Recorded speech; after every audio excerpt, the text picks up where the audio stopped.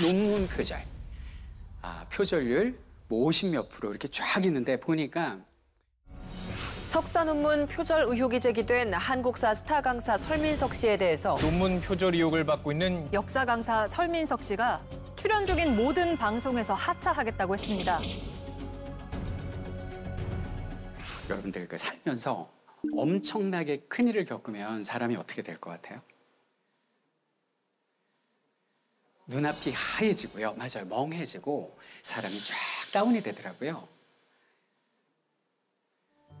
그 다음부터 이제 모진 시련이 밀려오는데 뭐 회사는 완전히 어려워지고 직원분들 떠나시는 분들 떠나고 그리고 가족들하고 이제 밥을 먹으러 나가면 식사하는 옆에서 이렇게 손가락질하고 수근수근대고 근데 그게 정말 손가락질 하는 건지 아니면 손가락질 한다고 제가 느끼는 건지 그걸 모르니까 더 미치겠는 거예요.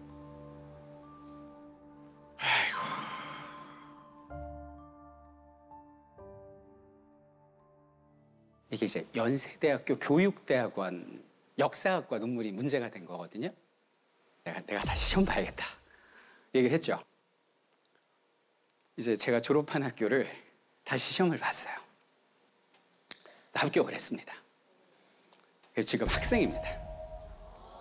예, 논문 표절의 그 학교를 다시 들어와서 지금 학생으로 돌아가신 거죠. 저 얘기를 하실까 말까를 좀 많이 생각하셨을 텐데 쉽지 않은 얘기는 또.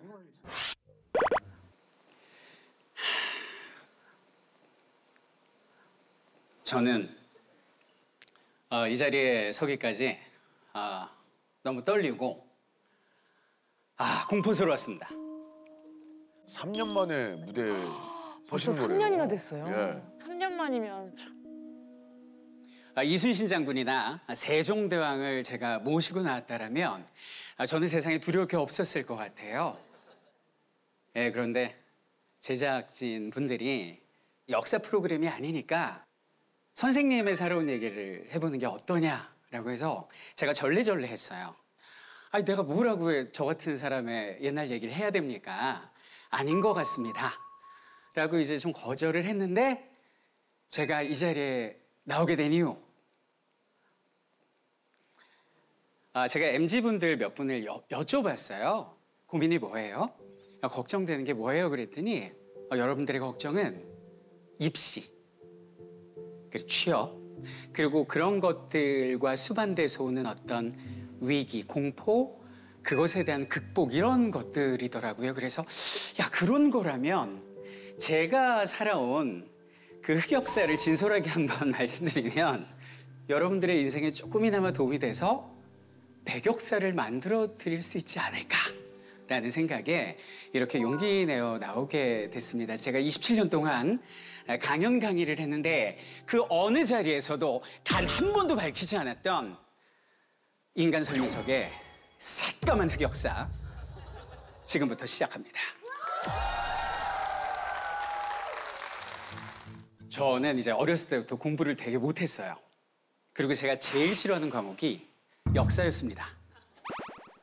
공부는 못했지만 저한테 이제 꿈이라는 게 생긴 게 언제냐면 고등학교에 가면서 제가 누군가를 만납니다. 그게 누구냐면 바로 윌리엄 셰익스피어였어요. 신세계였습니다. 나도 저런 위대한 배우, 극작가, 연출자가 될 거야 이런 생각을 하면서 수업 시간에도 뒤에서 계속 이게 희곡 쓰고 그랬었어요. 근데 그때 또 제가 연극은 또 엄청 잘했어요. 그 당시 사진이 있는데 한번 보시겠어요? 저기 저 넥타이 메고 있는 사람이 저고요. 예, 오른쪽에 역동적인 포즈를 취하는 게 접니다. 근데 정말 잘해서 전국을 저희 학교가 다 그냥 제압을 했습니다. 대학 고민은 안 했죠. 제가 공부는 못해도 실기를 워낙 잘하니까 고3 때 대학 시험을 봤는데 대학을 똑 떨어졌어요. 근데 후기도 또 떨어졌어요. 대학에 떨어지니까 너무나 이제 자존심이 상하더라고요. 근데 문제는 뭐냐면 나쁜 게 같이 온다고 제가 군대도 떨어져요. 저는 어렸을 때부터 이제 부모님이 따로 계셔서 할머니 손을 잘 하는데 할머니들이 손주한테 하는 표현이 뭐가 있을까요? 사랑 표현이. 내가 같이 먹을 거를 그렇게 주셨어요. 그래서 제가 어렸을 때부터 살이 퐁퐁퐁퐁 쪘거든요. 통통했어요. 그때 사진을 어렵게 좀 구해봤는데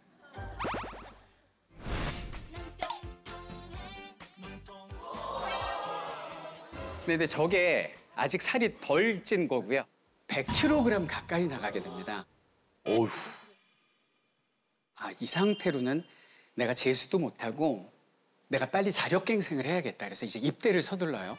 근데 이제 자대 딱 배치를 받았는데 고참들이 절 보더니 뭐라 그랬냐면 건장한 신병을 원했는데 어디서 돼지 새끼를 데려왔냐고.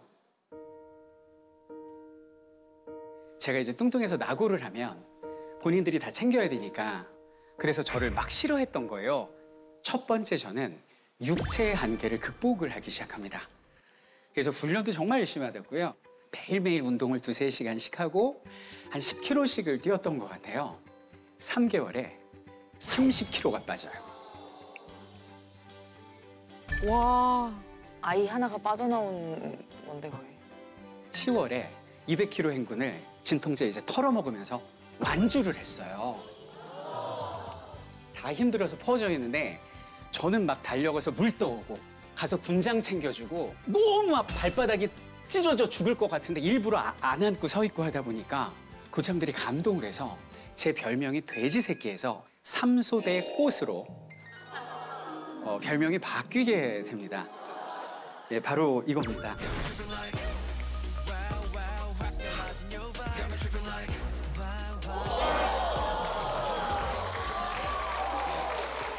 일 년 반 복무를 마치고 이제 다시 저는 본연으로 돌아옵니다. 제 꿈은 뭐였죠? 셰익스피어였습니다. 그래서 재수를 하는데 재수해 보신 분 계신가요? 예, 저는 대학을 7번을 떨어져요. 8번째 붙은 게 단국대학교 연극영화과였고 그때 제가 합격했을 때 나이가 25이에요. 대학에 가면 그냥 내 인생은 완전 이제 성공했다라고 전 생각을 했거든요. 거기에 지옥이 기다리고 있는 거예요. 환경적 한계가 저를 마주하고 있는데 와, 너무너무 잘나고 뛰어난 친구들이 너무 많은 거예요. 저랑 같이 학교 다닌 분 중에 혹시 유지태 씨라고 들어보셨나요? 예, 지태가 바로 저하고 같이 그 수업을 들었고 혹시 여배우 중에 하지원 씨? 네, 이런 분들을 만나니까 이거 뭐지? 자신만만하던 제가 위축이 되면서 학교에서 아싸가 돼요. 아웃사이더. 근데 이제 뭐 졸업은 해야 되니까 꾸역꾸역 다니는데 그때 이제 제 생활비는 제가 벌었었어요. 나이 25에 대학 가서 어떻게 용돈 달라고 합니까? 그래서 아르바이트를 했는데 가성비 좋은 알바를 해 떴을 때 하는 알바는 다 해봤어요. 그러다가 이제 정보지에서 딱 눈에 띄는 알바가 뭐였냐면 중학교 보습학원 파트타임 사회선생님 모집 대학생 환영. 근데 그 삼수사수하면서 학원을 다니다가 정말 잘 가르치는 한국사 선생님을 만나요. 그래서 제가 마지막 수능에서 국사를 딱 하나 틀리거든요. 중학생 정도면 내가 가르쳐 볼 수 있겠다. 거기 교단에 섰는데 거기가 저의 천국이었습니다. 그 보습학원에서 선생님 중에 제가 제일 잘생긴 거예요. 모자 쓰신 남성분 못 믿으시겠다는 표정인데 그 당시 제 사진을 공개합니다.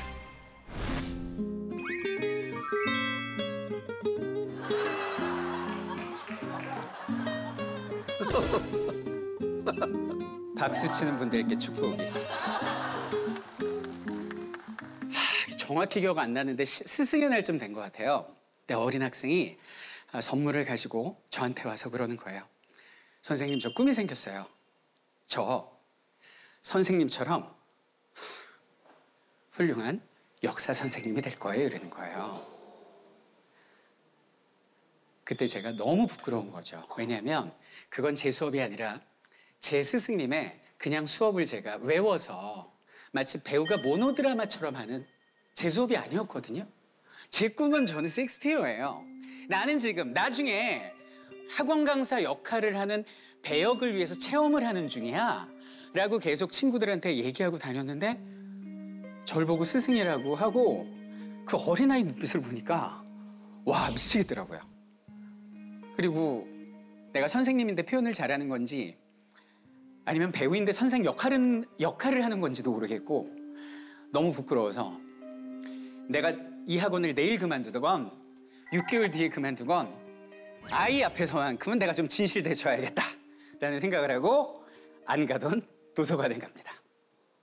그리고 만난 책이 백범일지를 통해서 김구 선생님을 만나고 한중록을 통해서 어린 정조를 엿보고 그리고 징비록을 통해서 유성룡과 이순신을 만나는데 그때의 충격이 이건 역사잖아요? 근데 셰익스피어의 드라마보다 더 드라마틱한 거예요. 근데 이런 재밌는 이야기를 내가 왜 그렇게 가슴에 담지 못했을까? 하여튼 너무 재밌어서 진짜 열심히 공부했어요. 그리고 너무 정열적으로 아이들 앞에서 공감을 했어요. 그렇게 1년, 2년, 3년이 지나면서 제가 대학을 졸업했는데 졸업하고 보니까 나이가 딱 30이더라고요. 진로를 결정해야 했어요. 원래 생각했던 이 배우의 길로 갈 것이냐 아니면 선생님의 길로 갈 것이냐.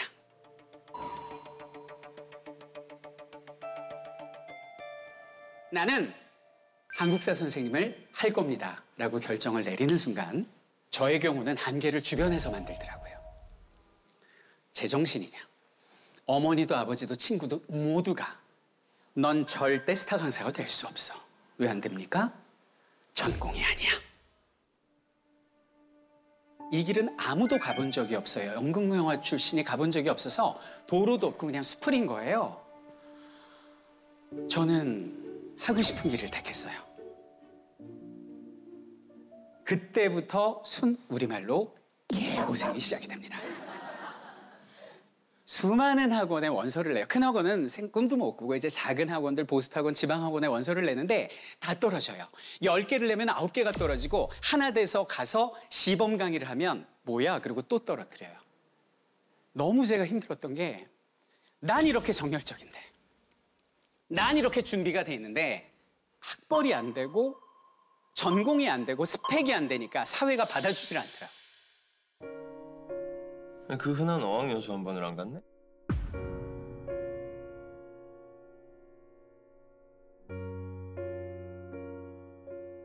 그 6년간의 세월이 되게 힘들었어요. 제가 32살이 되는 그해 겨울에 젊으신 분들 많이 계신데 혹시 살다가 내 머리가 이렇게 획가닥 이렇게 돌아보신 경험 있으세요? 제가 그때 처음 그 경험을 해요. 저희 그때 이제 분당에서 가장 큰 대형 입시학원이 신학원이라고 있습니다. 근데 우연히 그 간판을 제가 봤어요. 나는 언제 저렇게 큰 학원에서 강의해보나 하다가 갑자기 획가닥해서 제가 그 학원을 7층으로 걸어 올라가기 시작합니다. 원장님 만나러 왔습니다. 제가 그런 거죠. 그래서 인포메이션에서 누구세요? 국사 선생 설민석이라는 사람인데 원장님한테 말씀드려주세요. 예약하셨어요? 아니 빨리. 네, 그래서 이제 들어가더니 원장님 제가요 나중에 대한민국에서 정말 유명한 한국사 선생이 될 건데 그때 저한테 연락하시려면 아마 부담스러워서 연락을 못 하실 겁니다. 그래서 어려워 마시라고 미리 연락처를 드리러 왔습니다. 그때 원장님 표정을 잊을 수가 없는 게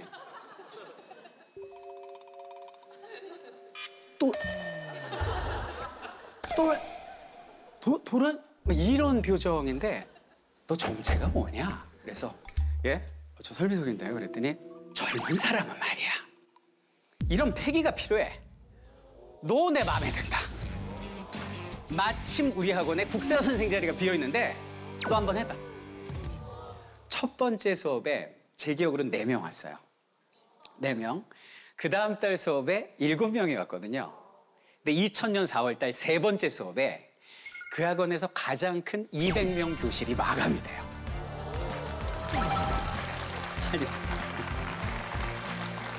그렇게 제 소질 살리면서 정면 돌파. 저는 이제 40대를 맞이하게 됩니다. 42세가 되는 해였는데요. 우연히 한 통의 전화를 받게 돼요.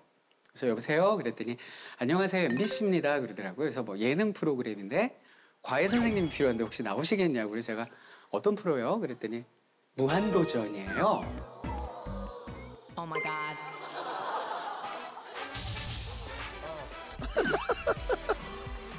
아유 뭐 바쁘지만 뭐 시간 내보죠 뭐 이래가지고 첫 공중파가 무한도전인데. 아씨 안녕하세요. 안녕하세요.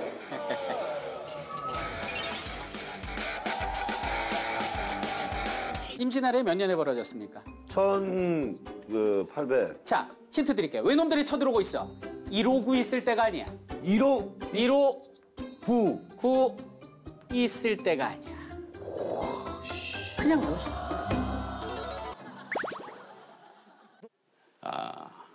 대박이라는 말이죠. 마치 그 터보 엔진 단 로켓처럼 쫙 하고 올라가는데 뭐 끝이 보이지 않더라고요. 정말 그 분에 넘치는 사랑을 받은 거죠. 그런 그 사랑을 받으면서 50대를 맞이하게 돼요. 저는 제3의 인생을 살게 되는데 창업을 하게 됩니다. 그 오프라인에 갔더니 온통 다 초등학생이에요. 저는 팬이. 어머니들하고. 그래서 아니 초등학생이 저를 이렇게 좋아해 준다면 인문 역사를 아이들이 원하는 컨텐츠로 만들면 야, 이게 애국이겠다 싶어서 창업을 했어요. 당연히 제 눈앞에는 이제 엄청난 천국이 펼쳐져 있을 거라고 생각하고 창업을 딱 하고 52세가 되는 그 해에 최강 절정 지옥을 맛보게 됩니다. 그때가 2020년 12월 말이었던 것 같아요. 막 회사에서 일을 하고 있는데 노크도 없이 저희 사장님이 확 들어오더라고요. 그래서 이제 휴대폰을 저한테 딱 건네줘요. 뭐예요? 딱 봤는데 제 얼굴이 있는데 기사가 패치예요. 논문 표절. 표절률 뭐 50몇 프로 이렇게 쫙 있는데 보니까 석사 논문 표절 의혹이 제기된 한국사 스타 강사 설민석 씨에 대해서 논문 표절 의혹을 받고 있는 역사 강사 설민석 씨가 출연 중인 모든 방송에서 하차하겠다고 했습니다.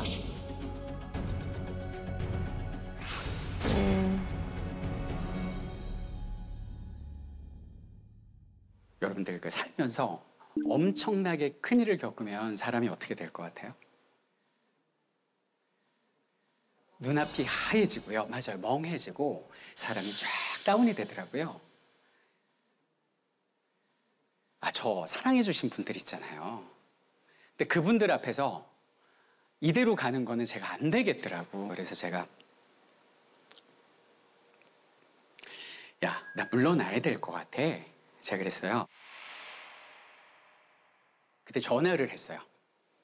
그때 제가 출연하고 있던 프로그램에 제작진한테 전화해서 너무 잘못했다고 말씀드리고 그 다음에 이제 논문 지도 교수님들 일일이 다 통화를 하고 그리고 가족한테 전화했어요. 근데 가족이 너무 두려워하더라고. 괜찮냐고. 그래서 괜찮다고. 오늘 일찍 들어가야 할 거니까 걱정하지 말라고. 끊고 이제 나갔더니 직원분들이 이미 다 난리가 난 거죠. 다 보고 이렇게 있길래 다 모아서 정중히 사과를 하고 저 죽지 않으니까 걱정 말고 안심을 시켜드리고 사과 말씀드렸어요. 이제 직접 편지를 보내야겠다. 그래서 이제 입장문을 쓴 거죠. 제가 잘못했고 죄송했고 자숙하고 더 열심히 공부하겠습니다. 막 주저앉고 싶고 너무 그런데 여기서 제가 주저앉으면 밖에는 직원들이 있고 저한테는 가족이 있는데 심호흡하고 마음 다잡고 그리고 집에 들어와서 가족들 안심시키고 잠이 들었는데 다음날 깨었는데 온 세상이 하얗게 눈에 덮여있는데 그때 제가 한 생각이 꿈인가? 꿈이었으면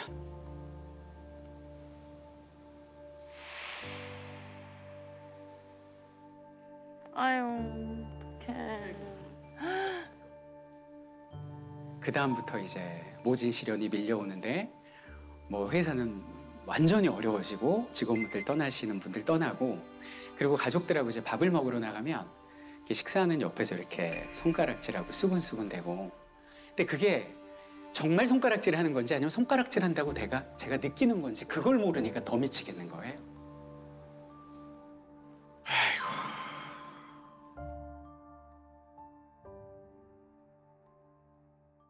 그런데 그런 건 제가 이악 물고 견딜 수 있어요. 뭐 공황장애, 대인 기피 뭐 제가 짊어지고 가는 거니까 그건 제가 참을 수 있는데 가장 못 참겠는 게 뭐냐면 그 저를 지금까지 사랑해주고 믿어주고 응원해줬던 특히 그 어린이 팬들이 막 주마등처럼 스쳐가는데 그래서 제가 결심한 게 뭐냐면 살아왔던 대로 살아가자. 기회가 주어진다면 내가 처음부터 다시 시작하겠다. 또 주변에서 모인 거예요. 안 된다. 미쳤냐. 너 지금 벌려놓은 게 있고 그리고 시간 지나면 다 잊혀질 거야. 다 지나가. 굳이 이럴 필요 없어. 그래서 제가 뭐라 그랬냐면 일단 저는 공부해서 남 주는 직업이니까 가서 진짜 열심히 공부할 거고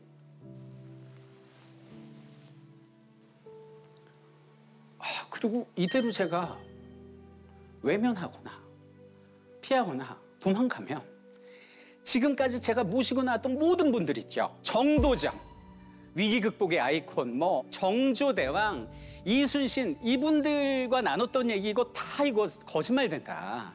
제 악플 중에 제일 많이 달리는 게 뭔지 아세요? 역사기꾼이에요. 역사기꾼 설민석.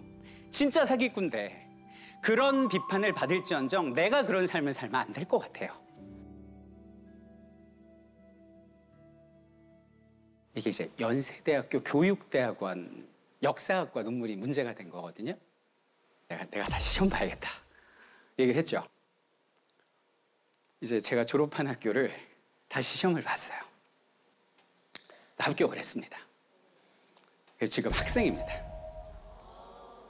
그 학교에서 저 핵인싸입니다.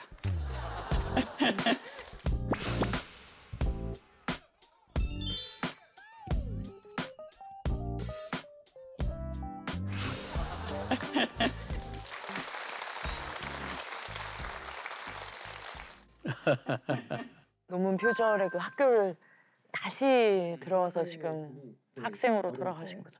저 얘기를 하실까 말까를 좀 많이 생각하셨을 텐데 쉽지 않은 얘기는 또. 여기까지가 제가 걸어온 길이에요. 여러분들 저는요 이제 60대를 맞이할 준비를 해야 하는데 60대에 그리고 70대, 80대에 또 어떤 고난과 한계가 저를 기다리고 있을지 저는 알지 못해요. 그런데 확실한 건 어떤 한계와 고난이 있더라도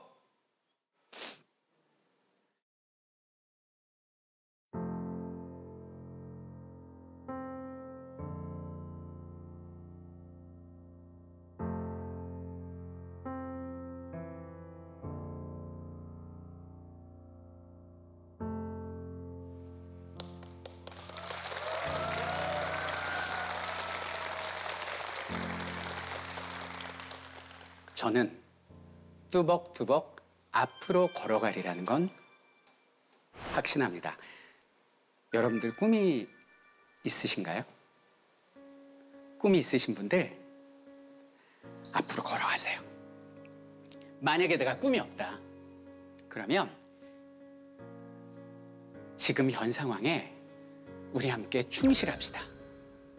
우리가 앞으로 어떤 형상, 어느 정상에 있을지 모르지만 지금 내가 맞이하고 있는 것에 최선을 다하는 일이 훗날 내가 정상을 오르는데 큰 밑거름이 되리라는 사실은 제가 27년간 공부했던 선배들이 알려주는 교훈이고 제가 체험한 결과입니다. 여러분들 많이 힘드시고 지치시죠? Keep going. 더없이 위대할 우리들의 역사를 위하여 나아갑시다. 설민석이었습니다.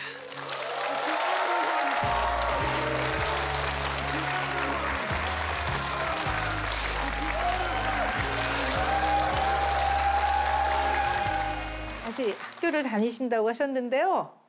대학교 생활 좀 어떠십니까? 왜 학우분들이 저기 앉아 계시죠? 깜짝 놀랐네. 네. 왜 말도 안 하고 왔어요? 진짜로?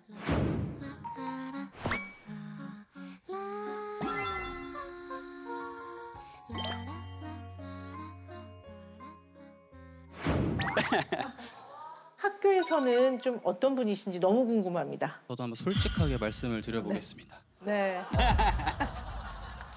입학하기 전에는 솔직히 뭐 이렇게 열심히 수업을 들어올까. 그다음에 네. 수업은 듣더라도 뭔가 이렇게 행사 같은 데 솔직히 안 오시지 않을까 했는데 진짜 인싸세요. 그래서 저희들한테도 먼저 다가와 주시고 MT 같은 데도 따라오시고 좋은 겁니다. 네. 따라오시고 보통 같이 간다고 얘기하지 않나? 귀찮다는 얘기죠. 그럼. 진짜 친하신가 보네. 맞아요. 정말 즐겁게 학교 생활하고 있어서 학생 때보다 더 존경을 하게 됐습니다. 네. 말을 맞추고 오신 거는 아니죠? 근데 아마 모르셨을 거예요. 네. 깜짝 놀랐어요. 어떻게 오신 거예요? 제가 신청했습니다. 야. 작가님들이 섭외한 게 아니고요? 아니요, 제가 직접. 네. 너무 감사해요. 선미덕 파이팅! 어떻게? 네.